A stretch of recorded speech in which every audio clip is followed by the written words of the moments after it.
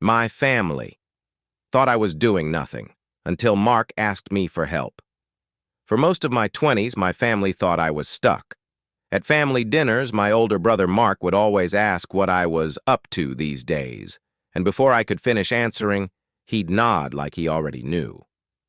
His wife Sophia once suggested I apply where her friend worked because it was stable. Everyone meant well, but it was obvious they didn't expect much from me. I never argued. What they didn't know was that I ran a small tech consulting company online.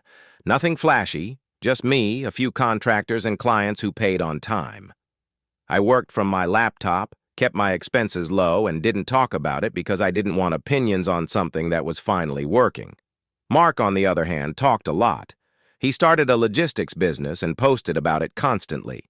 At every gathering, he'd explain how hard entrepreneurship was, how risky it all felt, and how some people just weren't built for that kind of pressure. I knew who that was aimed at. One night after dinner, Mark started complaining about a software issue that was slowing his business down. I recognized it instantly. It was literally the kind of problem my company solved. I said casually, "I've dealt with that before. There's a fix." He looked surprised, then laughed a little and said, "Oh yeah? Since when?" So I told him. Not numbers, not bragging, just what I did and who I worked with. The tone changed. Mark asked if I could take a look at his setup. I said sure, professionally. I quoted my normal rate. He frowned and said, "I thought you'd help out. You know, family."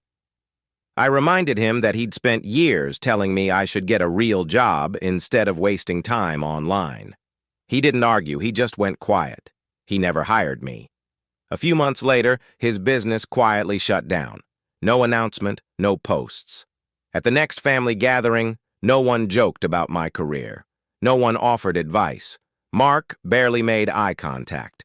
Nothing about my life changed, except how people treated me. And that's when I realized sometimes karma isn't loud.